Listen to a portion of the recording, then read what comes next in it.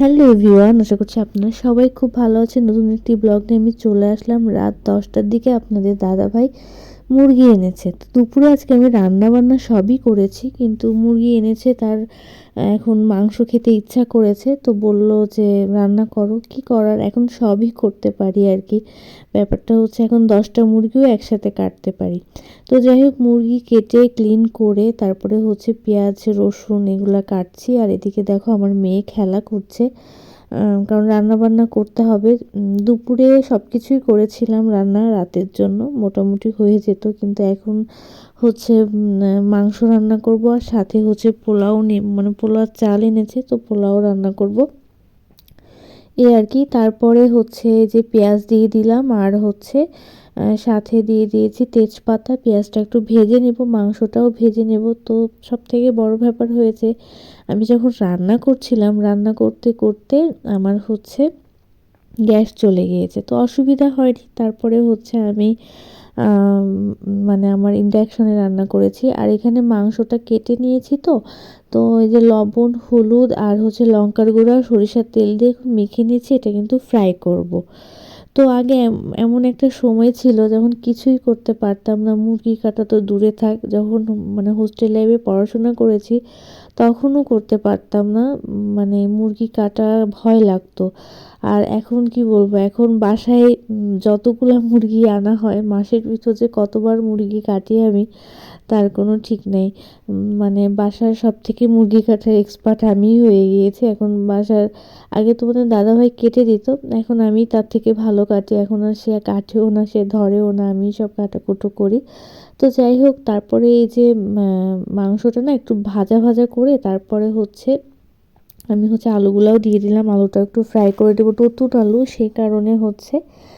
আর মানে আলাদা করে ভেজে নিইনি, একসাথে মাংসের সাথে ভাজছি। তারপরে দেখো আমার গ্যাস তো শেষ হয়ে গিয়েছে বললাম। তারপরে আমি হচ্ছে চলে এসেছি ইন্ডাকশনে, এখানে রান্নাবান্না করতে বসে বসে।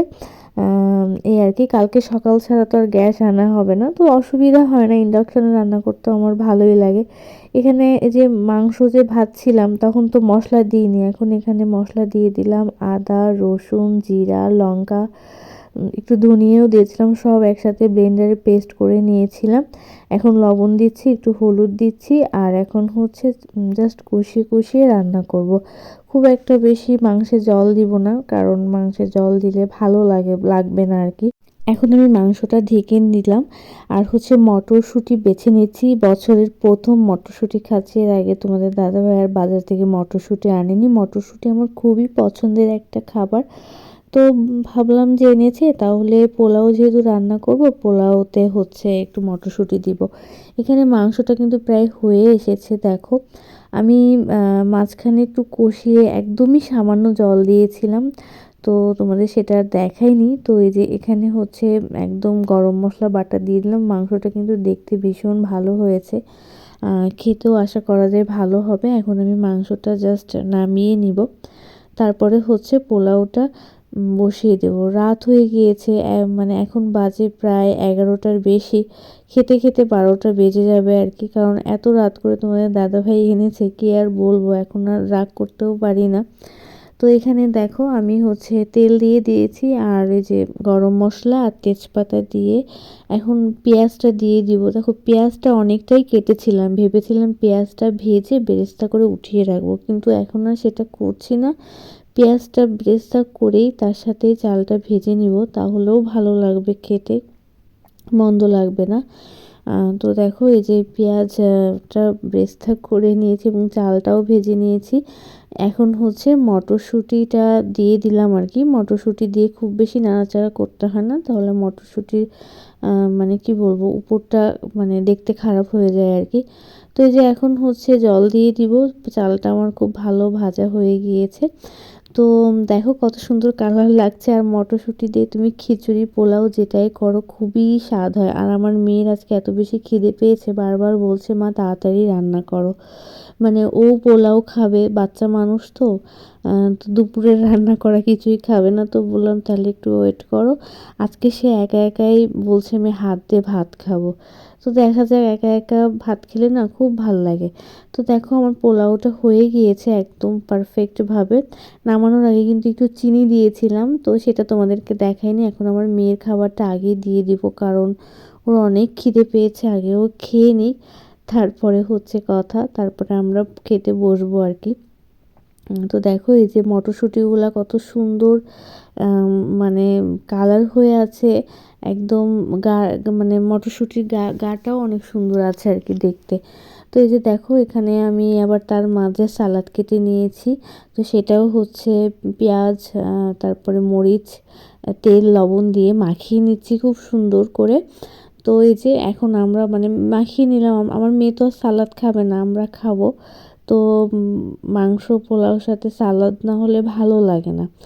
আর এখানে এই যে আমার মেয়ের খাবারটা দিয়েছি, অনেকটা গরম তো মানে ঠান্ডা হয়নি। আর এখানে মাছ ভাজা ছিল, একটা মাছ ভাজা দিলাম।